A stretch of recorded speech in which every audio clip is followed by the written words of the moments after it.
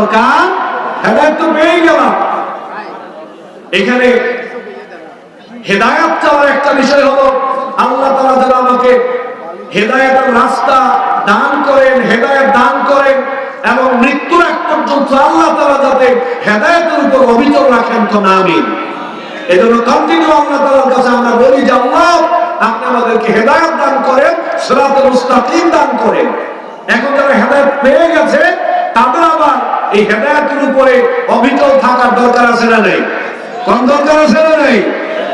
কারণ মানুষ কবর পর্যন্ত এই হেদায়েতকে নিয়ে যেতে হবে।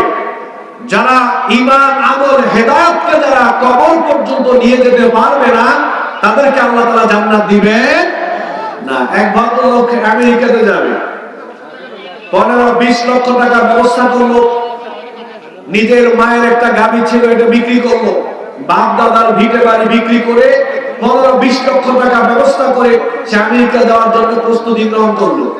আগামীকাল সকাল 10টায় তার আমেরিকার ফ্লাইট। সে যখন এয়ারপোর্টে গেল তখন তার আমেরিকাতে যাওয়ার প্রয়োজনীয় যত কাগজপত্র আছে পাসপোর্ট সহকারে সব হারিয়ে ফেলে, চুরি হয়ে গেল। এবার আপনারা বলেন তো এই লোকটা এখন কি আমেরিকা যেতে পারবে? বলেন যেতে পারবে? সে কিন্তু 15-20 লক্ষ টাকা যে কোনো ভাবে ব্যবস্থা করে আমেরিকা যাওয়ার জন্য এয়ারপোর্ট পর্যন্ত চলে গেল, কিন্তু ওইখানে যাওয়ার পরে প্রয়োজনীয় কাগজপত্র চুরি হয়ে গেল, হারিয়ে গেল। অতএব এখন সে আর আমেরিকা যেতে পারবে?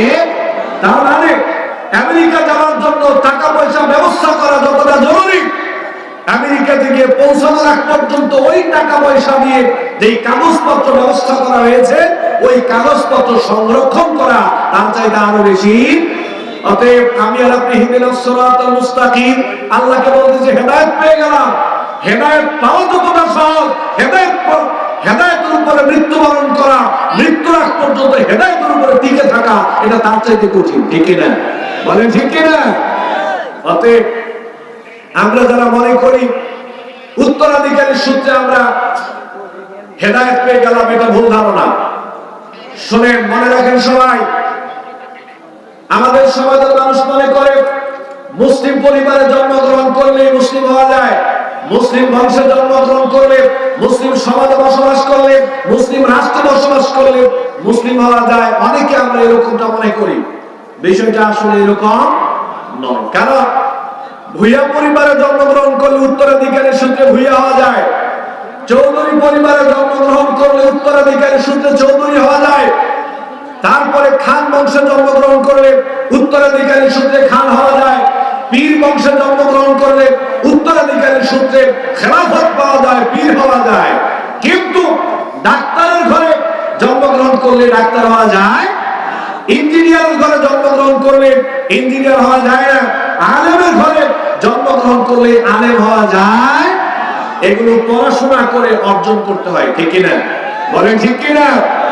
মুসলমানিত্ব উত্তরাধিকারী সূত্রে পাওয়া যায় না, হেদায়েত উত্তরাধিকারী সূত্রে পাওয়া যায় না। মুসলমানিত্ব হেদায়েত এটা অর্জন করতে হয়। ঠিক কিনা? এটা অর্জন করার আগে পড়াশোনা করে, ঈমান আনয়ন করে, আমল করে এগুলো অর্জন করা লাগে। এজন্য আমরা আল্লাহ তাআলার কাছে বলি ইহদিনাস সিরাতাল মুস্তাকিম, রব্বুল আলামিন আপনি আমাদেরকে হেদায়েত দান করেন, সিরাতাল মুস্তাকিম দান করেন। আল্লাহ রব্বুল আলামিন বলেন তোমরা আমার কাছে হেদায়েত চাচ্ছ, আমি তোমাদেরকে হেদায়েত দেব। ইচ্ছে করলে আমি আল্লাহ রাব্বুল আলামিন সরাসরি তোমাদেরকে আমি হেদায়েত দিতে পারি, কিন্তু সরাসরি হেদায়েত দেওয়ার সিস্টেমটা ইসলামে নাই। আল্লাহ রাব্বুল আলামিন হেদায়েতের রাস্তা বলে দিলেন। আমরা আল্লাহকে বললাম রব্বুল আলামিন কিভাবে আমরা হেদায়েত পেতে পারি আপনি আমাদেরকে বলে দেন, কোন রাস্তায় চললে কার কাছে গেলে আমরা হেদায়েত পাবো। আল্লাহ রাব্বুল আলামিন বললেন যালিকাল কিতাবু লা রাইবা ফীহি হুদাল লিল মুত্তাকিন। সুবহানাল্লাহ। আল্লাহ রাব্বুল আলামিন বললেন যারা আমার কাছে হেদায়েত চাও, হেদায়েতের ব্যাপারে দিক নির্দেশনা আমি দিয়ে দিলাম। এই যে কিতাব দিলাম এটা এমন কিতাব, কিতাবের শুরু থেকে শেষ পর্যন্ত কোনো সন্দেহের অবকাশ নাই। এই কিতাবটা হলো মুত্তাকিদের জন্য হেদায়েত। সুবহানাল্লাহ। এই কিতাব হলো হেদায়েতের কিতাব। এটা মুত্তাকিদের জন্য পথ নির্দেশক। যারা হেদায়েত চাও, আমি আল্লাহর কাছে যারা হেদায়েত চেয়েছো, আমি আল্লাহ তোমাদেরকে বলে দিলাম তোমরা কোরআনের কাছে চলে যাও। সুবহানাল্লাহ। তাহলে দেখেন, একটু আমার দিকে তাকান। আমরা হেদায়েত চাইলাম উপরের দিকে। কোথায় চাইলাম? উপরের দিকে হেদায়েত চাইলাম। আল্লাহ তো বলতে পারতেন আচ্ছা ঠিক আছে, যেহেতু আমার কাছে হেদায়েত চাইলি, যা আমি সরাসরি হেদায়েত দিয়ে দিলাম। আল্লাহ বলছে যেহেতু আমার কাছে হেদায়েত চাইলি উপরের দিকে, আমি আল্লাহ তাআলা তাদেরকে জমিনের দিকে পাঠিয়ে দিলাম। আমি কিতাব দিলাম, কোরআন দিলাম, সমস্ত মানুষ কোরআনের কাছে চলে যায়। কোরআনের কাছে গেলেই তারা হেদায়েত পাবে। সুবহানাল্লাহ। তাহলে হেদায়েতের কিতাবের নাম হলো কোরআনুল কারীম। এই কোরআন গোটা ভাই, আপনারা এই যে ভাই, হ্যালো ভাই, একটু দয়া করে, আমার সময় কম ভাই, একটু কথা বলবেন দয়া করে প্লিজ ভাই। আল্লাহ রাব্বুল আলামিন কোরআনুল কারীমকে নাযিল করেছেন হেদায়েতের গাইড বুক হিসেবে। গোটা বিশ্ব মানবতাকে অন্ধকারাচ্ছন্ন জীবন ব্যবস্থা থেকে বের করে গোটা বিশ্ব মানবতাকে আলোর দিকে নিয়ে যাওয়ার জন্য, সিরাত মুস্তাকিমের দিকে নিয়ে যাওয়ার জন্য, শান্তির পথে নিয়ে যাওয়ার জন্য আল্লাহ রাব্বুল আলামিন কোরআন নাযিল করেছেন। বলেন সুবহানাল্লাহ। তাহলে আমরা হেদায়েত নেব কোরআন থেকে। এই কোরআন থেকে কিভাবে হেদায়েত নেওয়া যায়? শুধু সারা দিন আল্লাহ তাআলাকে বললেই হবে না যে আমাকে হেদায়েত দান করেন, আর শুধুমাত্র কোরআনের কাছে গিয়ে পড়ে থাকলে হেদায়েত পাওয়া যাবে না। বরং এই কোরআনকে জানতে হবে, বুঝতে হবে, কোরআনের সাথে সুসম্পর্ক গড়তে হবে, এছাড়া হেদায়েত পাওয়া যাবে। এই কোরআন থেকে আমরা কিভাবে হেদায়েত পেতে পারি, এই কোরআন থেকে আমরা কিভাবে হেদায়েত পেতে পারি, আমি আজকে সংক্ষিপ্ত পরিসরে এই কথাগুলো তুলে ধরবো। শুনবেন তো ইনশাআল্লাহ? মন দিয়ে শুনবেন তো ইনশাআল্লাহ? আল্লাহ তাআলা তৌফিক দেন করেন, আমিন। দেখুন, দুনিয়াতে আল্লাহ রাব্বুল আলামিন আমাদের জন্য কোরআন দিলেন। এখন এই কোরআন যদি আমরা না পড়ি, কোরআন তেলাওয়াত না করি, কোরআন অনুযায়ী নিজেদের জীবনকে গঠন না করি, একদিকে তো হেদায়েত পাবো না, পাবোই না, আরেকদিকে পরকালে খবর আছে না নাই? কোন খবর আছে না নাই? আল্লাহ রাব্বুল আলামিন বলেন, ওয়া ক্বালা আর-রাসূলু ইয়া রাব্বি ইন্না কওমি ইত্তাখাযু হাযাল কুরআনা মাহজুরা। আল্লাহ রাব্বুল আলামিন বলেন, কিয়ামত দিবসের বিচারের মাঠে আল্লাহর নবী আল্লাহর কাছে অভিযোগ করবেন, মামলা দায়ের করে বলবেন, রব্বুল আলামিন, এরা আমার জাতির মানুষ ছিল, এরা আমার উম্মত ছিল, এরা আমার সম্প্রদায় ছিল, তারা কোরআনকে মূল্যায়ন করে নাই, কোরআনকে পরিত্যাজ্য বিষয় বানিয়ে ফেলেছিল, কোরআনকে অপ্রয়োজনীয় বিষয় বানিয়ে ফেলেছিল।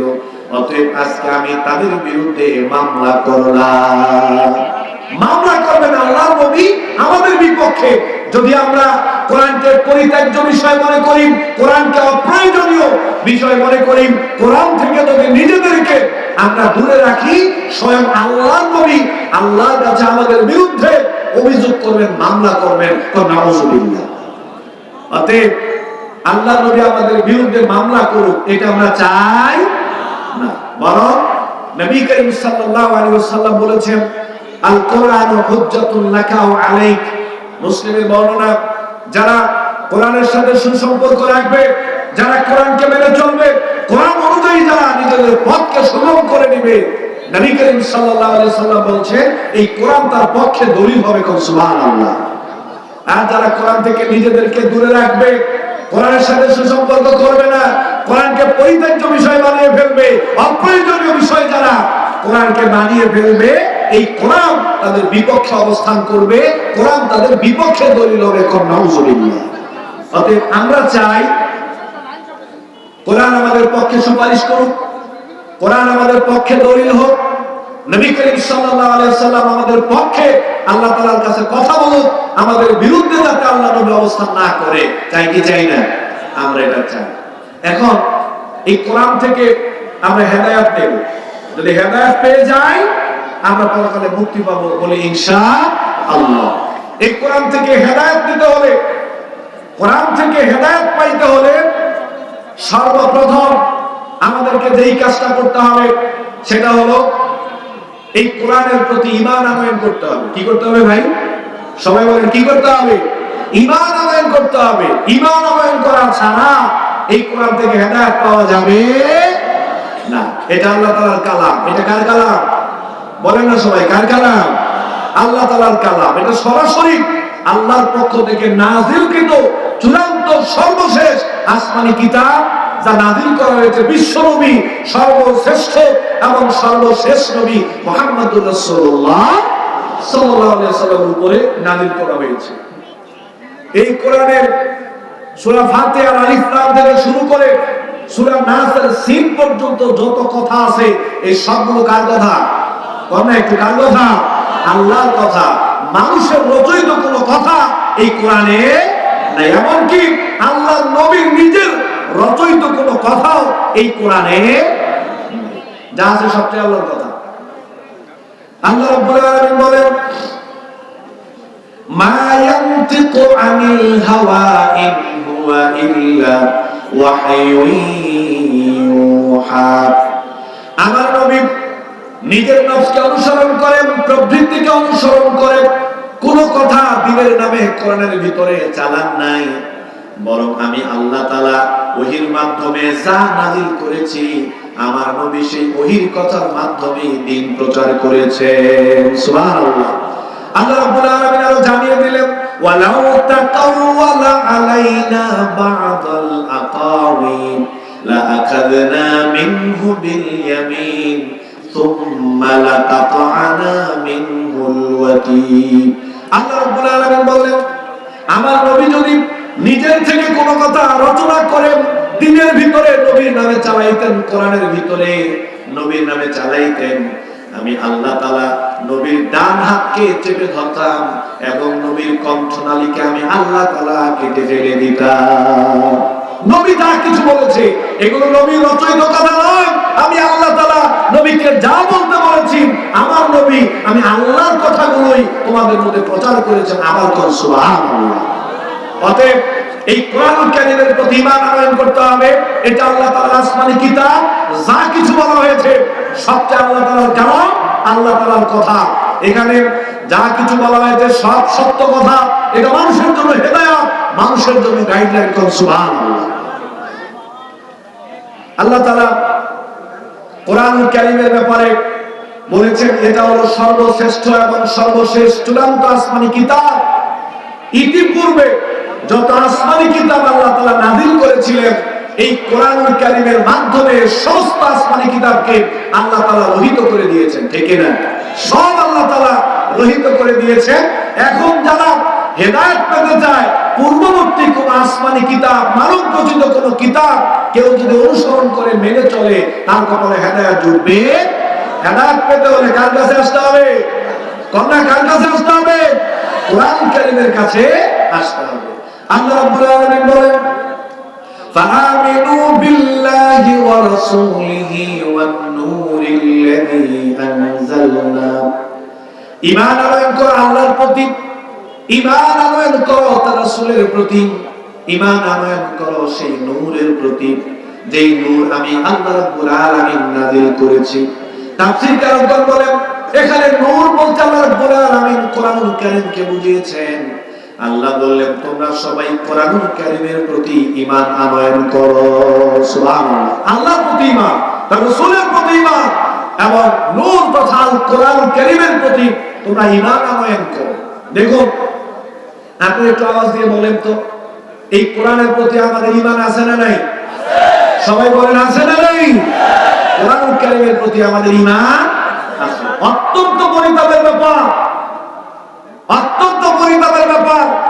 পৃথিবীর সবাই জানে এই কোরআনুল কারীম আসমানুল কিতাব।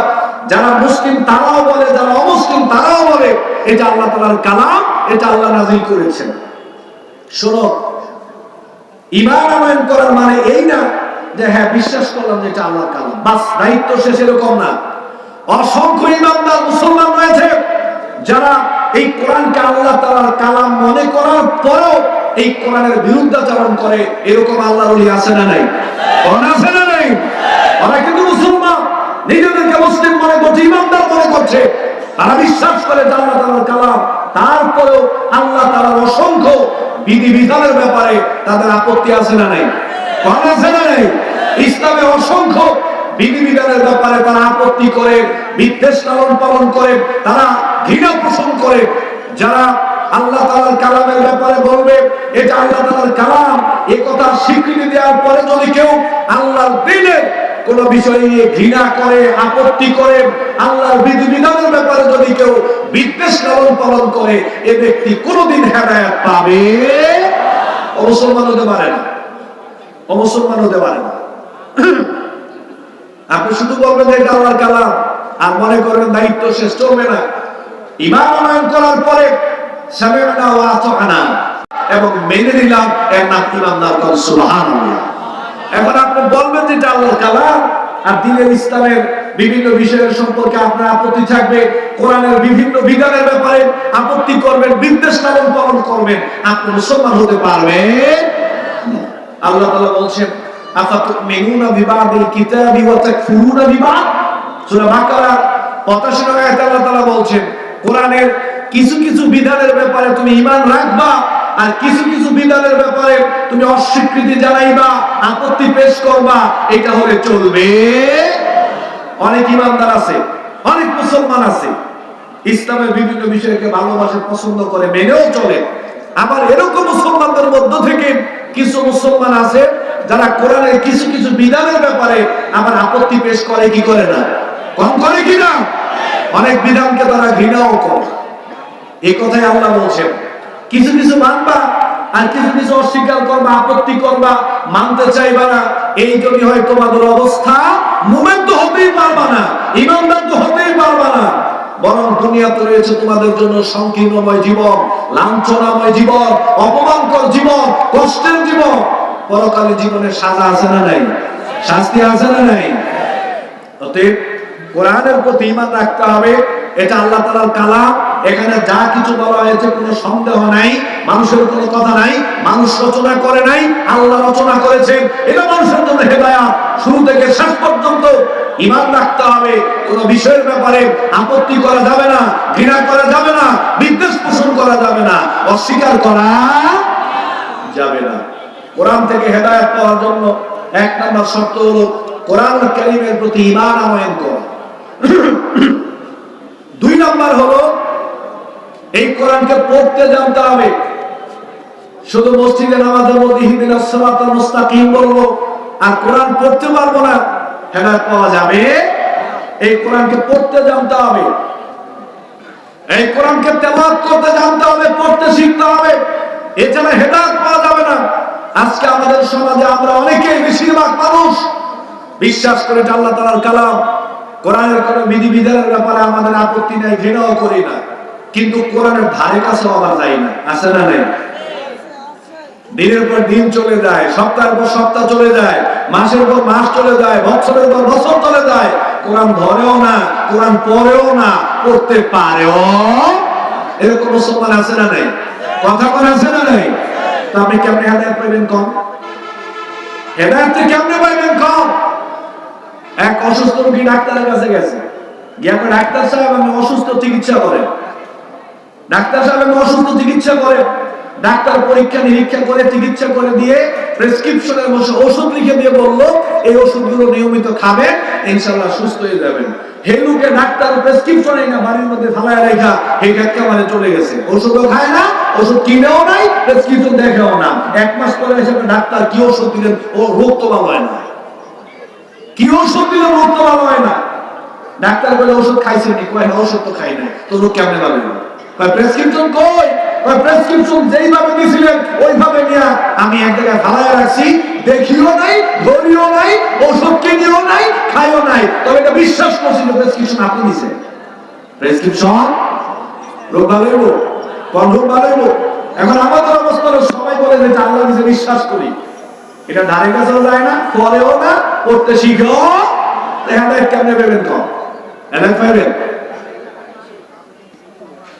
আল্লাহ রাব্বুল আলামিন কোরআনের সর্বপ্রথম যে আয়াত নাযিল করেছিলেন, ইকরা বিসমি রাব্বিকাল্লাযী খালাক, খালাকাল ইনসানা মিন আলাক, ইকরা ওয়া রাব্বুকাল আকরামুল্লাযী আল্লামা বিল কলম, আল্লামাল ইনসানা মা লাম يعلم আল্লাহ রাব্বুল আলামিন কোরআনুল কারীমের সর্বপ্রথম যে আয়াত নাযিল করেছিলেন, প্রথমে আল্লাহ তাআলা বলেন, ও নবী আপনি পড়ুন, আপনাকে আমি পড়তে বলছি, আপনি আপনার রবের নামে পড়ুন। সুবহানাল্লাহ। সর্বপ্রথম কোরআনের আয়াত আল্লাহ নবীকে আল্লাহ বলছেন, নবী আপনি কি করেন? পড়েন। কি করেন? পড়েন। নবীকে বলা হয়েছে পড়েন, সর্বপ্রথম অর্ডার। আল্লাহ তাআলা সর্বপ্রথম নির্দেশ করেছেন আল্লাহ নবীকে তুমি পড়ো। আর আমাদের পড়ার কোনো খবর না, পড়লে হেদায়েত কেমনে পাবো? এই কোরআনটা যদি পড়তে না পারি হেদায়েত কেমনে পাবো? হেদায়েত পাইতে হলে কোরআন বেশি বেশি পড়ার দরকার আছে না নাই? কোন দরকার আছে না নাই? বেশি বেশি পড়তে হবে, তেলাওয়াত করতে হবে। কোরআন পড়া সওয়াবের কাজ। কিসের কাজ? কোরআন পড়া কিসের কাজ? সওয়াবের কাজ। অনেক সওয়াব কোরআন পড়লে। আগে বিগত 15-16 বছর আগেও দেখেছি গ্রামে গঞ্জে মহল্লায় এই যে ফজরের সময় আমাদের মায়েরা, আমাদের বোনেরা, মহিলারা কোরআন তেলাওয়াত করতো, ঠিক কিনা? পুরুষরা মসজিদে চলে যেতেন, মহিলারা বাড়িতে বাড়িতে কোরআন তেলাওয়াত করতেন। আর আজকে বর্তমান যুগের মডার্ন যুগে মডার্ন মহিলা রয়েছে অনেক, দেখা যায় আগের মতো ওনারা এখন কোরআন পড়ে না, ঠিক কিনা? মহিলারা কোরআন পড়তে চায় না, আমার মায়েরা, আমার বোনেরা কোরআন পড়তে চায় না। চায় না তো এক কথা, পড়তে পারেও না, শিখেও নেই। অতএব কোরআন পড়তে শিখতে হবে, কোরআন পড়তে হবে।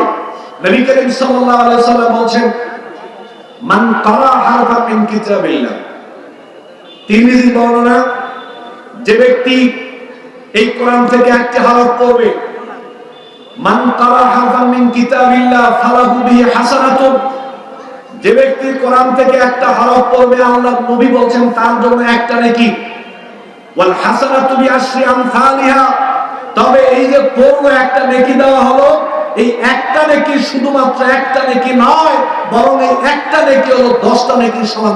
সুবহানাল্লাহ। আমি নবী এই কথা বলি না আলিফ লাম মিম এই তিনটা মিলে একটা হরফ, আমি নবী এই কথা বলি না, বরং আলিফুন হারফুন ওয়া লামুন হারফুন ওয়া মিমুন হারফুন, বরং আলিফ একটা হরফ, লাম একটা হরফ, মিম একটা হরফ। আলিফ পড়লে 10 নেকি, লাম পড়লে 10 নেকি, মিম পড়লে 10 নেকি। এভাবে যত হরফ কোরআন থেকে ইমানদাররা পড়বে, প্রত্যেকটা হরফে হরফে 10টা করে নেকি তাদের আমলনামায় লিখে দেওয়া হবে। সুবহানাল্লাহ। আমরা তো পড়ি না। আল্লাহ নবী বলেন, মুসলিমের বর্ণনা, ইকরাউল কোরআন ফাইন্নাহু ইয়াতি ইয়াওমাল কিয়ামাতি শাফিআন লিআসহাবিহি। আল্লাহ নবী বলেন বেশি বেশি করে কোরআন পড়ো, কেননা এই দুনিয়াতে যারা বেশি বেশি করে কোরআন পড়বে, কোরআন তেলাওয়াত করবে, আল্লাহ নবী জানিয়ে দিলেন কিয়ামত দিবসে এই কোরআন তাদের জন্য সুপারিশ করবে। সুবহানাল্লাহ। কোরআন বেশি বেশি পড়ো, তেলাওয়াত করো। যারা বেশি বেশি করে কোরআন পড়বে, তেলাওয়াত করবে, এই কোরআন বিচারের মাঠে তাদের জন্য শাফাআত করবে, সুপারিশ করবে। আমার তো সুবহানাল্লাহ। আরেক বর্ণনায় আল্লাহ নবী বলেন, ইকরা ওয়ারতাকি ওয়ারাতিল কামা কুনতা তুরাতিলু ফিদ দুনিয়া। বিচার মাঠে আল্লাহ রাব্বুল আলামিন এই দুনিয়াতে যারা কোরআন পড়েছিল, কোরআন তেলাওয়াত বেশি বেশি করে করেছিল, বিচারের মাঠে ফেরেশতারা তাদেরকে নিয়ে আসবে। আনার পরে তাদেরকে বলা হবে, তুমি আজকে কোরআন পড়ো, তারতিল সহকারে সুন্দর করে তুমি কোরআন পড়ো। যেভাবে দুনিয়ায় তুমি তারতিল সহকারে কোরআন তেলাওয়াত করেছিলে, কোরআন পড়েছিলে, আজকে ওইরকম সুন্দর করে তুমি কোরআন পড়ো। কোরআন পড়তে পড়তে যেই জায়গায় গিয়ে তোমার পড়াটা শেষ হবে, ওই পর্যন্ত আল্লাহ তাআলা তোমার মর্যাদাকে বাড়িয়ে দিবেন। সুবহানাল্লাহ। পড়তে থাকো, সুন্দর করে পড়ো, তেলাওয়াত করো। পড়তে পড়তে যেই জায়গায় গিয়ে তোমার পড়া থেমে যাবে, ওই পর্যন্ত আল্লাহ তাআলা তোমার মর্যাদাকে বৃদ্ধি করে দিবেন। সুবহানাল্লাহ। অতএব আমরা যারা কোরআন পড়ি না, নিঃসন্দেহে অসংখ্য সওয়াব মর্যাদা থেকে আমরা বঞ্চিত হচ্ছি, এবং বিচারের মাঠে অপমানকর অবস্থার শিকার আমাদেরকে হতে হবে। অসংখ্য মর্যাদা থেকে আমরা বঞ্চিত হব। অনেকে আবার প্রশ্ন করতে পারেন যে হুজুর, আমার তো কোরআন পড়তে মন চায়, আমার তো কোরআন পড়তে মন চায়, কিন্তু আমি তো পারি না, পড়তে গেলে আটকে যায়, ঠেকে যায়। অনেক বড় বড় ব্যবসায়ী, অনেক বড় বড় শিল্পপতি, অনেক বড় বড় রাজনীতিবিদ এবং আমাদের অনেক বড় বড় চাকরিজীবী মায়েরা, বোনেরা দেখা যায় জেনারেল শিক্ষায় শিক্ষিত হওয়ার কারণে অনেক ক্ষেত্রে কোরআন পড়তে পারে না। পড়ার আগ্রহ আছে, পড়ার চেষ্টা করে, পড়তে গেলে আটকে যায়, থেকে যায়। আমার অনেক মুরব্বী চাচারাও আছেন, যুবক ভাইরাও আছেন, কোরআন পড়তে গেলে থেকে যান, আটকে যান, এই জন্য অনেকে পড়তে চায় না। আল্লাহ নবী বলেন বুখারীর বর্ণনা, আল মাহিরু বিল কুরআনি মা'আস সাফারাতিল কিরামিল বারারা, যারা সুন্দর করে ভালো করে যারা কোরআন পড়তে পারে, কোরআন পড়ায় যারা পারদর্শী, বিচারের মাঠে সম্মানিত ফেরেশতাদের সাথে তারা অবস্থান করবে। সুবহানাল্লাহ। ওয়া ইয়াতাতাশাকুল্লাহু আজরান, আর যারা কোরআন পড়তে পারে না, কোরআন পড়ার ইচ্ছা আছে, আগ্রহ আছে, কোরআন পড়তে গেলে আটকে যায়, থেকে যায়। তাতা মানে আটকে যাওয়া, থেকে যাওয়া। আল্লাহ নবী বললেন যারা কোরআন পড়তে পারে, পড়ার আগ্রহ আছে, পড়তে গেলে থেকে যায়, আটকে যায়, ওই মানুষগুলো কোরআন পড়লে তাদের জন্য ডাবল সওয়াব। সুবহানাল্লাহ। কথা বুঝেন নাই মনে হয়? যারা কোরআন পড়তে পারে, বিশুদ্ধভাবে যারা কোরআন পড়তে পারে, তাদের সম্মান হলো তারা সম্মানিত ফেরেশতাদের সাথে অবস্থান করবে বিচারের মাঠে। আর আমরা যারা কোরআন পড়তে পারি না, পড়তে গেলে আটকে যায়, থেকে যায়, পড়ার আগ্রহ আছে, পড়তে গেলে আটকে যায়, থেকে যায়, আল্লাহ নবী বলছেন এরা যদি কোরআন পড়ে এদের জন্য ডাবল সওয়াব। সুবহানাল্লাহ। যারা কোরআন পড়তে পারে ওরা কোরআন পড়লে যদি 1000 নেকি পায়, যারা কোরআন পড়তে পারে না তবে পড়ে, পড়তে গেলে আটকে যায়, তারা কোরআন পড়লে তাদের জন্য 2000 সওয়াব। মানে যারা পড়তে পারে তারা পড়ে দেয় সওয়াব, যারা পড়তে গেলে আটকে যায় তারা কোরআন পড়লে ডাবল সওয়াব। সুবহানাল্লাহ। কিন্তু পরিতাপের ব্যাপার হলো আমাদের সমাজে আমরা একটা কথার প্রচলন করে দিয়েছি। প্রচলন কি? আমরা সমাজের মুরব্বীদেরকে বলি, বিচারপতি, শিল্পপতি, খেলোয়াড়, ক্রিকেটার, তারপর রাজনীতিবিদ, মুরব্বীদেরকে আমরা বলি যে এইটা আপনারা বুঝবেন না, এটা আপনারা, এইটা আপনাদের জন্য নয়, এটা আলেমদের জন্য, এটা মুফতি সাহেবদের জন্য, এটা মুফাসসিরদের জন্য। সাধারণ মানুষ কোরআন বুঝবে না, এই জন্য সাধারণ মানুষকে কোরআন ধরতে দেয় না, কোরআন পড়তে দেয় না। আছে না নাই? সাধারণ মানুষ মনে করে আল্লাহ কোরআনের কাছে গেলে না, এটা আমাদের জন্য না, এটা আমরা ধরতে পারবো না। ওরা কোরআন ধরতে ভয় পায়। কোরআন ধরতে আমরা ওদেরকে এত সংকীর্ণ করে দিয়েছি, কোরআনের ব্যাপারে এত ভয় ঢুকিয়ে দিয়েছি, এখন জেনারেল শিক্ষায় শিক্ষিত মানুষরা কোরআন ধরতে চায় না, ধরলে ভয় পায়, ধারে কাছেও যেতে চায় না। অথচ আল্লাহ বলছেন ওয়ালাকাদ ইয়াসসারনাল কুরআনা লিযিকর, আল্লাহ তাআলা বলেন কোরআনকে আমি সহজ করে নাযিল করেছি, আমরা কোরআনকে কঠিন করে উপস্থাপন করছি। আল্লাহ বলতেছেন সহজ, আমরা বলতেছি কঠিন। কার কথা সঠিক? কোনটা কার কথা সঠিক? আল্লাহর কথা সঠিক। শুনেন, আমার দিকে তাকান, কোরআন, আবার তাকান, কোরআন নিজেই নূর, কোরআন নিজেই নূর। কোরআনের কাছে যদি কেউ না যায়, যদি কোরআন তেলাওয়াত না করে, তাহলে সে কোরআন থেকে নূর পাবে। আপনি কোরআনের কাছে যান, বুকে জড়িয়ে ধরুন, কোরআনের চুমো দিন, খুলে আঙ্গুল দিয়ে একটু পড়ার চেষ্টা করেন, কোরআনের সাথে মহব্বত করে পড়ার চেষ্টা করেন, নূর পাবেন কি পাবেন না? কোরআন থেকে আল্লাহ তাআলা আপনাকে নূর দিয়ে ভরপুর করে দিবেন। এখন আপনি যদি কোরআনের কাছেই না যান, আলোর কাছেই না যান, ভালো মানুষের সংস্পর্শে না গেলে ভালো কেমনে হবে? কোরআনের কাছে যদি আপনি নাই যান, হেদায়েত কেমনে পাবেন? হ্যাঁ, এই কথা সত্য। কোরআনের যে গভীরত্ব রয়েছে, কোরআনের ভিতরে যে জ্ঞান গর্ব কথা রয়েছে, ফতোয়া রয়েছে, এগুলো আলেমদের কাজ। এগুলো কাদের কাজ? এগুলো আলেমদের কাজ। এগুলো সাধারণ মানুষ আমরা করতে পারবো না। তবে সাধারণ মানুষকে অবশ্যই কোরআন পড়তে হবে, কোরআন জানতে হবে, কোরআন বুঝতে হবে, ঠিক কিনা? কোরআন তেলাওয়াত করতে হবে। যারা আমরা এখানে আছি, আমাদের যাদের কোরআন তেলাওয়াত শুদ্ধ নয়, যারা কোরআন পড়তে গেলে আমরা ভুল করি, অনেকে আছে নামাজ পড়ি কিন্তু কোরআন তেলাওয়াত শুদ্ধ না। তো কোরআন তেলাওয়াত যদি শুদ্ধ না হয় তো নামাজ হবে? তো নামাজ হবে, নামাজ নষ্ট হয়ে যাবে, নামাজ নষ্ট হয়ে যাবে। আপনারা জানেন কোরআনে একটা সূরা আছে, সূরার নাম হলো সূরা ইখলাস, কুল হুয়াল্লাহ সূরা। আমার দিকে তাকান, এই যে কুল হুয়াল্লাহ সূরা, একটা হচ্ছে কাফ আর একটা হচ্ছে কফ। একটা হচ্ছে কাফ আর একটা কফ। কোন মোটা করে হবে, কোন হে নবী আপনি বলুন আল্লাহ একক একক। হে নবী আপনি বলেন আল্লাহ একক একক। এখন আপনি যদি এটা পড়ার সময় মোটা করে কাফ উচ্চারণ করতে না পারেন, আপনি যদি চিকুন করে বলেন যে কুল, কি কুল, কুল মানে খাও, কুল মানে কি খাও, ছোট কাপ দিলে কুল, হে নবী তুমি খাও আল্লাহ একক একক। নাউজুবিল্লাহ, অর্থের পরিবর্তন হয়ে গেল না? অর্থ হলো হে নবী আপনি বলুন আল্লাহ একক একক, উচ্চারণের কারণে আপনি বললেন কুল হুয়াল্লাহু আহাদ, তাহলে অর্থ হয়ে গেল হে নবী আপনি খান আল্লাহ একক একক। নাউজুবিল্লাহ। এইভাবে কোরআনের পরতে পরতে যদি আমরা বিশুদ্ধভাবে কোরআন পড়তে না পারি, বিশুদ্ধভাবে কোরআন পড়া না শিখি, তাহলে কোরআন পড়তে গেলে ভুল পড়বো, আর ভুল পড়তে গেলে অর্থের বিকৃতি হবে কি হবে না? আপনি বিশুদ্ধভাবে কোরআন পড়তে না পারলে কিন্তু নামাজ হবে না। এই জন্য বিশুদ্ধভাবে কোরআন শিখার দরকার আছে না নাই? কোরআন শিখার দরকার আছে না নাই? কোরআন বিশুদ্ধভাবে পড়তে জানতে হবে, অর্থ সহ কোরআন পড়তে হবে। এখন তো বলতে পারেন হুজুর অর্থ ছাড়াই তো পড়তে পারি না, আমার অর্থ সহ কাকে? অর্থ সহ পড়তে হবে, অর্থ সহ জানতে হবে। কারণ অর্থ সহ যদি আপনি না পড়েন, অর্থ যদি আপনি না জানেন, তাহলে আল্লাহ তাআলা কোরআনে কি বলেছেন এটা কেমনে জানবেন? তো এই কোরআনে আল্লাহ তাআলা কি বলেছেন এটা জানার জন্য অর্থ সহ পড়ার দরকার আছে না নাই? কথা বলার অর্থ সহ পড়ার দরকার আছে না নাই? প্রতিদিন কম বেশি অর্থ সহ কোরআন পড়তে হবে। রাজি আছি ইনশাআল্লাহ? আল্লাহ তাআলা আমাদের সবাইকে তৌফিক দেন, করে আমিন। আরো জোরে করে আমিন।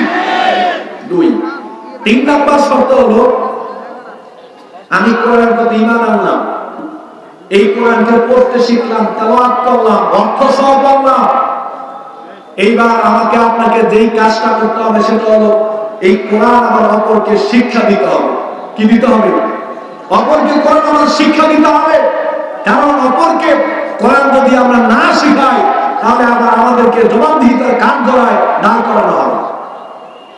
নবী করিম সাল্লাল্লাহু আলাইহি ওয়াসাল্লামের কাছে যখন কেউ ঈমান আনয়ন করত, নতুন যদি কেউ মুসলমান হতো, সর্বপ্রথম আল্লাহর নবী তাকে এই কাজটা শিক্ষা দিতেন, সেটা হলো নবী করিম সাল্লাল্লাহু আলাইহি ওয়াসাল্লাম সর্বপ্রথম তাকে কোরআন শিক্ষার ব্যবস্থা করতেন। সুবহানাল্লাহ। ঈমান আনয়ন করেছো, যদি কেউ কোরআন পড়তে না পারতো, তাহলে তাকে কোরআন শিখানোর ব্যবস্থা করে দিতেন। আজকে বাংলাদেশে কোরআন শিক্ষার ব্যবস্থা এটা রাষ্ট্রীয়ভাবে করতে হবে, ঠিক কিনা? বলে ঠিক কিনা? কোরআন শিক্ষার ব্যবস্থা রাষ্ট্রীয়ভাবে করতে হবে। কারণ মুহাম্মদ সাল্লাল্লাহু আলাইহি ওয়াসাল্লাম কেউ ঈমান আনয়ন করলে, ইসলাম কবুল করলে, রাষ্ট্রীয়ভাবে নবী করিম সাল্লাল্লাহু আলাইহি ওয়াসাল্লাম কোরআন শিক্ষার ব্যবস্থা করতেন। আজকে বাংলাদেশে 95% মুসলমান, বাংলাদেশের মাননীয় প্রধানমন্ত্রী তিনি মুসলিমান আলী। অতএব অবশ্যই রাষ্ট্রীয়ভাবে দায়িত্ব নিয়ে কোরআন শিক্ষার ব্যবস্থা করে দিতে হবে, ঠিক কিনা? কম এটা আপনাদের দায়িত্ব, এটা রাষ্ট্রের দায়িত্ব, সবার দায়িত্ব, কিন্তু বিশেষভাবে এটা রাষ্ট্রের দায়িত্ব, যেহেতু আপনার মুসলিম।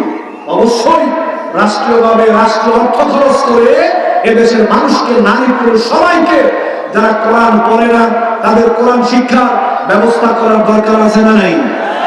অবশ্যই করতে হবে। আমরা সামাজিকভাবে কোরআন শিক্ষার ব্যবস্থা করব। আল্লাহ নবী বলেন বুখারী বর্ণনা, খায়রুকুম মান তাআল্লামাল কুরআনা ওয়া আল্লামা, তোমাদের মধ্যে সবচাইতে উত্তম মানুষ, সবচাইতে ভালো মানুষ হলো ওই মানুষগুলো যারা নিজেরা কোরআন শিখে এবং অপরকে কোরআন শেখানোর ব্যবস্থা করে দেয়। সুবহানাল্লাহ। নিজে কোরআন শিখে অপরকে শেখায়, শেখানোর ব্যবস্থা করে দেয়।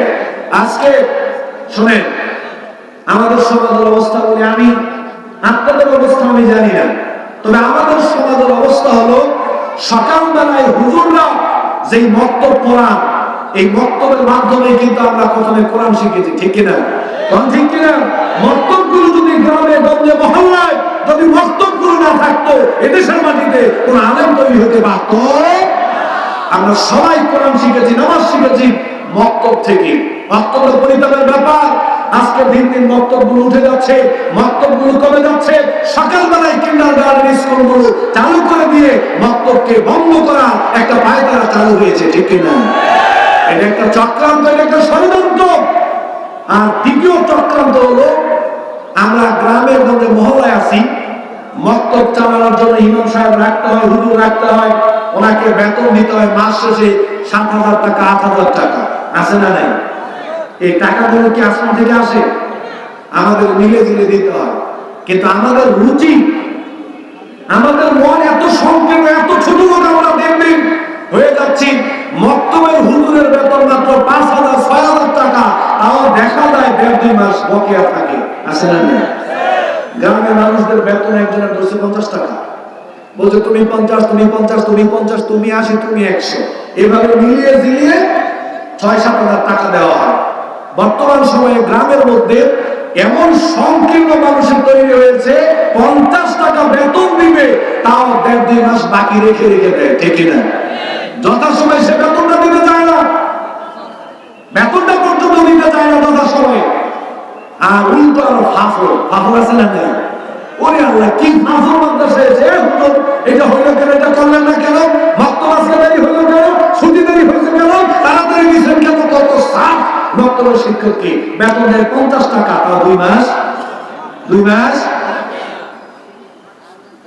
আরে মিয়া, যেই লোকটা ইমামতি করে মক্তব চালায়, ওনারও তো ফ্যামিলি আছে, আপনি জান না? আপনাকে আমি 10,000 টাকা বেতন দেবো, 1 মাস চাকরি করে আসেন।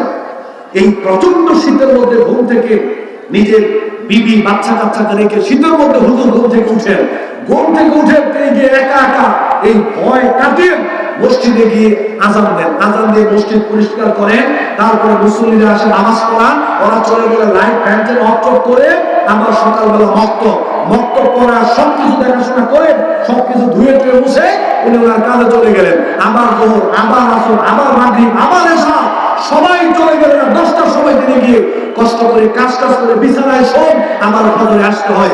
একটা মাস এরকম পরিশ্রম করার পরে 6,000-7,000 টাকা আপনি দেন, আপনাকে 10,000 টাকা দিব একটা মাসের জন্য পরিশ্রমটা করে দেখেন, রাজি হন কিনা? আপনারা মনে করছেন মিয়া যে হুজুরা সব টাকা নিয়ে দেখেছে? বিবেক খাতা অনেকটা হুজুর কত পরিশ্রম করে, তারপরে 50-60-70 টাকা বেতন দিতে চায় না, অথচ 20 টাকার বেতন 3 বছর, 20 টাকার বেতন 300 টাকা, 1 মাসে বকেয়া দেয়। 50 টাকা বেতন বললাম যে ভাই আপনার 20 টাকা বাড়ায় দেন, 70 টাকা দিয়ে হুজুরের এই বছর থেকে জানুয়ারি মাস থেকে বেতনটা বাড়াবো, আপনি 20 টাকা বেশি দিয়ে। হুজুর আমার খুব সমস্যা আছে, কিন্তু 20 টাকার বেতন 300 টাকা 1 মাসে,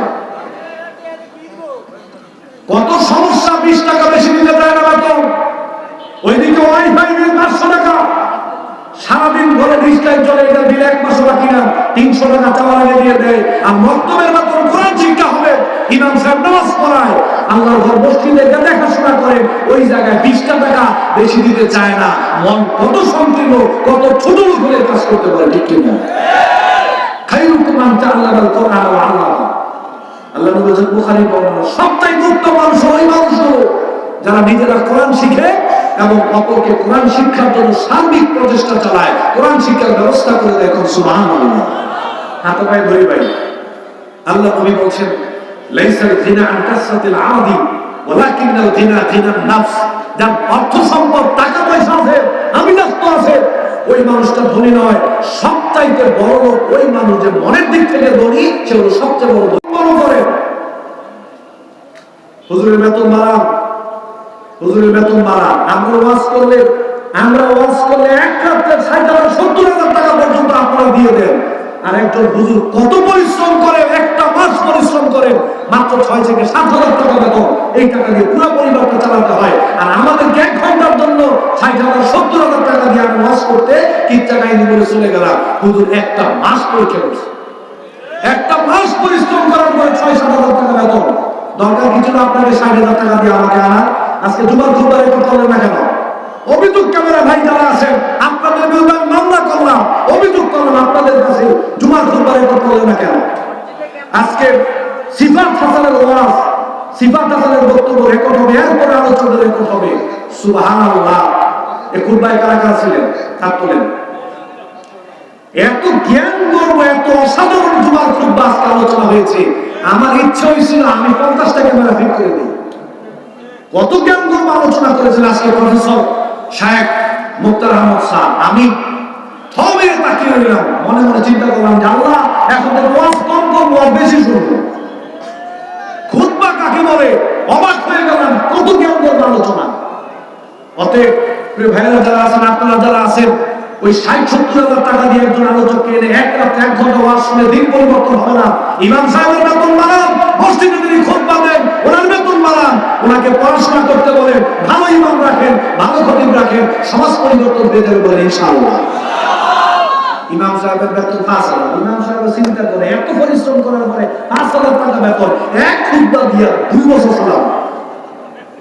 খুতবা বিষয় একটা, এইটা দিয়া ২ বছর চলবে, বেতন ৫,০০০। খায়রুকুম মান তাআল্লামাল কোরআন ওয়া আল্লামা। সবচাইতে ভালো মানুষ, উত্তম মানুষ হলো ওরা যারা নিজেরা কোরআন শিখে অপরকে কোরআন শিখার ব্যবস্থা করে দেয়। সুবহানাল্লাহ।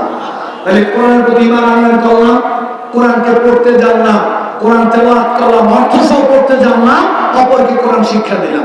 ৩ নাম্বার হলো এই কোরআনকে মেনে চলার দরকার আছে না নাই? কথা কম, মেনে চলার দরকার আছে না নাই? এই কোরআনকে মেনে চলা ছাড়া হেদায়েত পাওয়া সম্ভব। মেনে চলা লাগবে, কারণ এই কোরআন হচ্ছে নূর, এই কোরআন হচ্ছে হেদায়েতের কিতাব। এটা না মানলে হেদায়েত পাওয়া যায়। আল্লাহ রাব্বুল আলামিন কোরআনুল কারীমে ঘোষণা করে দিয়েছেন, ফাইম্মা ইয়াতিয়ান্নাকুম মিন্নী হুদা ফামান তাবিআ হুদায়া ফালা খাউফুন আলাইহিম ওয়ালা হুম ইয়াহজানুন। আদম আলাইহিস সালাম এবং ইবলীসকে যখন বললেন কুল্লাহবিতু মিনহা জামিআ, তোমরা এখান থেকে বের হয়ে যাও, তোমাদেরকে দুনিয়াতে পাঠানো হবে। আল্লাহ তাআলা আদম আলাইহিস সালাম এবং ইবলীসকে দুনিয়াতে পাঠানোর সময় বললেন, আমি তোমাদের কাছে কিতাব পাঠাবো, গাইডলাইন পাঠাবো, যে কিতাব হেদায়েতের কিতাব। যদি তোমরা মেনে চলতে পারো তাহলে তোমাদের কোনো দুঃখ থাকবে না, ভয় থাকবে না, বরং তোমরা কল্যাণের মধ্যে থাকবা। সুবহানাল্লাহ। ফাইম্মা ইয়াতিয়ান্নাকুম মিন্নী হুদা ফামান তাবিআ হুদায়া ফালা খাউফুন আলাইহিম ওয়ালা হুম ইয়াহজানুন। হেদায়েত পাঠাবো, কিতাব পাঠাবো। আমাদের যুগে কিতাবুল আল কোরআন, এই কোরআনকে যারা আঁকড়ে ধরবে, মেনে চলবে, আল্লাহ তাআলা বলছেন তোমাদের কোনো ভয়, তোমাদের কোনো চিন্তাও নাই। অতএব কোরআন মেনে চলতে হবে। কোরআন মেনে চলা ছাড়া হেদায়েত পাওয়া যাবে।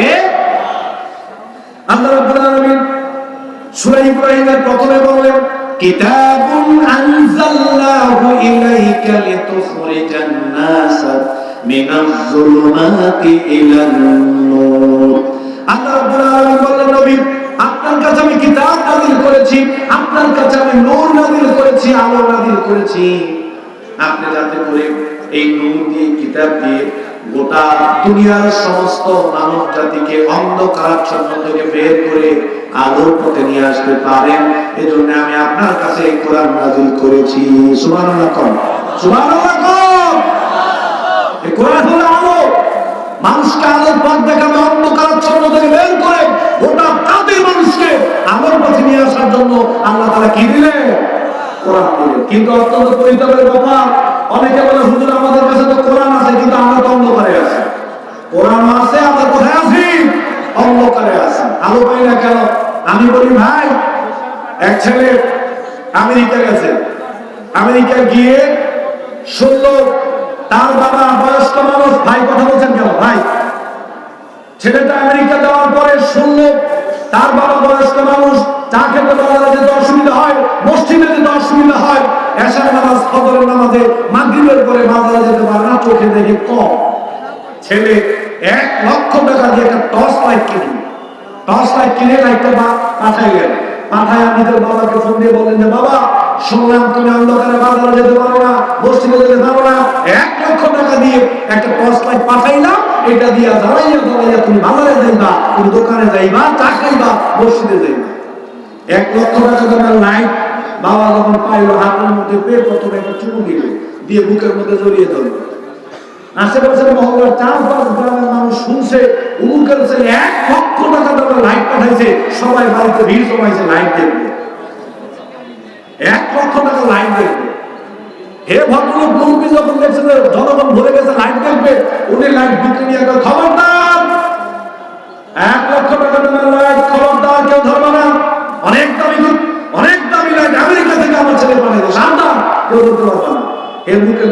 চুমো দেয়, কাউকে ধরতে দেয় না, দেখতে দেয় না, ছুঁইতে দেয় না, রাত্রে ঘুমার সময় সুযোগের মধ্যে তালা মেরে রেখে দিয়ে এর করে ঘুমায়। ঘটনাক্রমে একদিন এই লাইট নিয়ে বগলের নিচে রাইখা বাজারের দিকে যাচ্ছে, আসার পরে বাজারে কোনো মতে নিয়ে গেছে, আসার সময় আর কিছু দেখা যায় না, অন্ধকার। ঘটনাক্রমে রাস্তার পাশে দিলে টয়লেট, লাইট বগলের নিচে নামা জ্বালায় না, এই টয়লেটের গর্তের মধ্যে পড়ে গেছে, লাইট জ্বালায় না, রাতে খুঁজে পায় না, সকালবেলা সবাই খুঁজে দেখে লোকটা টয়লেটে উইলা গোসল করা। বললো আপনি ঘরতে বলেন কেমন? ঘরতে বললাম রাত্রেবেলা থেকে আসছিলাম, অন্ধকার রাত্রি, টয়লেটের গর্ত ছিল, পড়ে গেছি।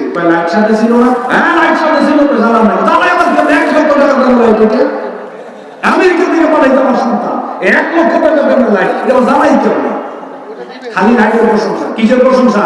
খালি লাইটের প্রশংসা। জনগণ বলে আরে বেটা, আরে মিয়া, লাইট তো দাবি সবাই জানে, কিন্তু দাবি প্রশংসা করার জন্য ছেলে লাইট দেয় নাই, বরং লাইট দিছে এই কারণে এই লাইটকে জ্বালাইয়া অন্ধকার দূর করবেন, পথ চলবেন, লাইট আপনাকে আলোর পথ দেখাবে, টয়লেটের গর্তে পড়া থেকে বাঁচাবে, এই জন্য আমরা লাইট দেওয়া হয়েছে। আজকাল সমাজে মানুষ সবাই বলে কোরআন লাউহে মাহফুজ থেকে আসছে, অনেক দামি কিতাব আল্লাহ তাআলা নাযিল করেছেন, জিবরাইল আলাইহিস সালামের মাধ্যমে নবীর উপরে নাযিল হয়েছে, খালি কোরআনের প্রশংসা, কোরআনের প্রশংসা, মানার কোনো খবর। জাতীয় লোকের মতো বর্তমানে টয়লেটের গর্তে আছে। বাংলা ভবনের, সংসদ ভবনে কোরআন তেলাওয়াত করা হয়, আজকে রাষ্ট্রীয়ভাবে বিভিন্ন জায়গায় বিচার কার্যালয়ে কোরআন তেলাওয়াত করা হয়, সবাই কোরআনের প্রশংসা করে, সবাই বলে যে কোরআন এই অনেক কিছু বলে। আল্লাহ তাআলা বলেন যে আরে জাতির মানুষ, কোরআনকে শুধু প্রশংসা করার জন্য নাযিল করি নাই, বরং সংসদ ভবন থেকে কোরআনের বিধানগুলোকে বাস্তবায়ন করার জন্য কোরআন নাযিল করেছি। সংসদ ভবনে বসে বসে কোরআনের প্রশংসা করছে, কোরআন তেলাওয়াত করছে, মাগালাই জ্বালায়, মাগালাই জ্বালায়। আরে লাইটের সুইচ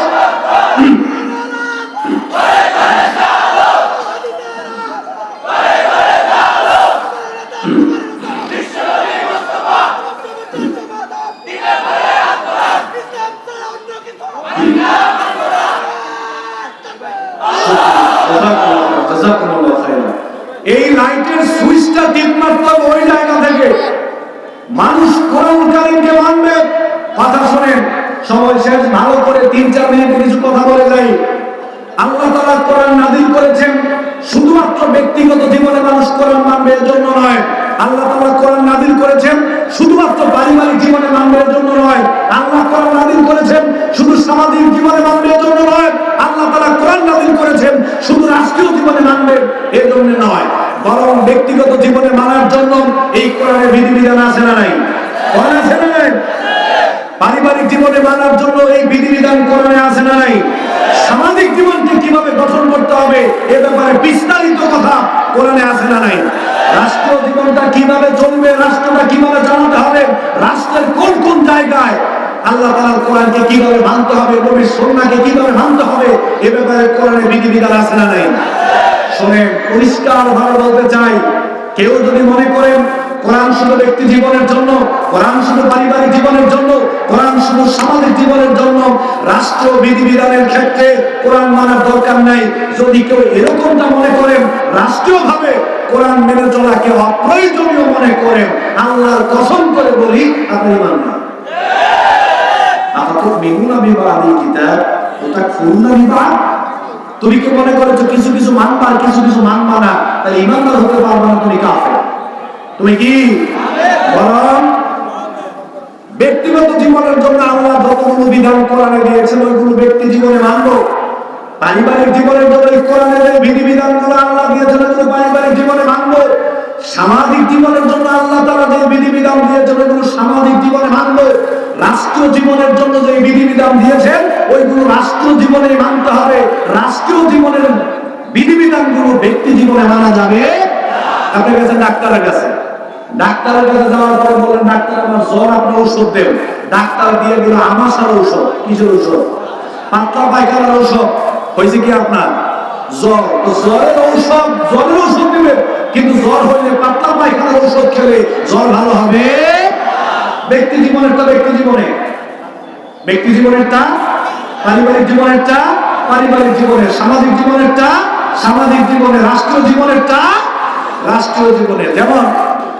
আমাদের এই দেশ মুসলিম কান্ট্রি, 95% মুসলিমের দেশ অবস্থান করে। আমাদের গর্বের ব্যাপার, মাননীয় প্রধানমন্ত্রী মুসলিম আলী করেন, আলহামদুলিল্লাহ। এবার আমার দিকে তাকান, আমাদের এই দেশে জাতীয়ভাবে রাষ্ট্রীয়ভাবে মদের ব্যবসা করা হালাল না হারাম? বৈধ না অবৈধ? বৈধ। রাষ্ট্রীয়ভাবে মদের ব্যবসা করা বৈধ। বর্তমান সময়ে বাংলাদেশে জেনা ব্যভিচার করার জায়গা আছে না নাই? চিড়িয়াখানার পাশে বোটানিক্যাল গার্ডেন আছে না নাই? ওই জায়গায় প্রবেশ করলে রাত্রিবেলায় স্বামী স্ত্রী তাদের বিছানায় যে সম্পর্ক, বোটানিক্যাল গার্ডেনের যুবক যুবতীর এরকম সম্পর্ক আছে না নাই? রাষ্ট্র এটাকে বৈধতা দিয়ে এটাকে শেল্টার দিচ্ছে, রাষ্ট্র এটাকে নিয়ন্ত্রণ করছে, তাদেরকে সুযোগ করে দিয়েছে। আমাদের দেশে রাষ্ট্রীয়ভাবে 100% ইসলামী শরীয়তকে ফলো করা হয় না, বরং আমাদের অর্থনীতি 100% শরীয়ত ভিত্তিক না, আমাদের অর্থনীতি সুদ ভিত্তিক। ঠিক কিনা? সুদ হারাম না হারাম? আমাদের দেশে যদি চুরি করা হয় হাত কাটা হয়, জেনা করলে হাত কাটা হয়, দেশান্তর করা হয়, মদ খাইলে কি দৌড়া মারা হয়, ডাকাতি করলে কি আপনার সুরে চড়ানো হয়, মানুষ খুন করলে কি তাকে খুন করা হয়? আমি অসংখ্য বিধিবিধানের কথা আপনাকে বলতে পারবো, কোরআনে আল্লাহ তাআলা বলেছেন, তবে ওই বিধিবিধানগুলো ব্যক্তি জীবনের জন্য নয়, বরং ওই 300 সদস্য যেই জায়গায় বসে থাকে ওই জায়গায় বসে এই বিধিবিধানগুলো বাস্তবায়ন করতে হবে। কার হুকুম? আল্লাহ। কার হুকুম? আল্লাহর হুকুম। ওইগুলো আমরা নিজেরা মানতে পারবো, এগুলো সব রাষ্ট্রের জন্য। এই জন্য বলি, কোরআন ব্যক্তি জীবনের জন্য, পারিবারিক জীবনের জন্য, সামাজিক জীবনের জন্য, রাষ্ট্র জীবনের জন্য, জীবনের সব জায়গায় আল্লাহর কোরআন মেনে চলার জন্য আল্লাহ যেখানে যা যেভাবে মানতে হবে সেভাবে মানতে রাজি আছেন ইনশাআল্লাহ? যদি রাজি থাকেন তাহলে হেদায়েত পাইলেন ইমানদার। যদি কোনো কোনো জায়গায় মানতে না, আপত্তি করেন, মানতে নারাজ, অপ্রয়োজনীয় মনে করেন, হেদায়েত তো পাইবেনই না, বরং ঈমান নিয়ে টানাটানি আছে না নাই? আমাদের সমাজে অনেকে মনে করে রাষ্ট্রের সাথে সংশ্লিষ্ট করে কোনো কথা বললেই বলে হুজুর মনে হয় কোন রাজনৈতিক দল করে। না ভাই, এখানে যারা আছেন আওয়ামী লীগের ভাই, বিএনপির ভাই, আপনাদেরকে বলি, যেহেতু আপনারা ধর্মকর্মের ব্যাপারে অতটা সচেতন নন, এটা রাজনৈতিক ইস্যু নয় ভাই। এটা জামাতে ইসলাম, আহলে হাদিস, হানাফি, এটা নির্দিষ্ট কারো ইস্যু নয় ভাই, এটা দলীয় কোনো ইস্যু নয় ভাই। আপনি যে আল্লাহর কোরআনের প্রতি ঈমান এনেছেন, আপনার পরিচয় আপনি আওয়ামী লীগ এটা নয়, আপনি বিএনপি এটা নয়, আপনার পরিচয় আপনি মুসলিম।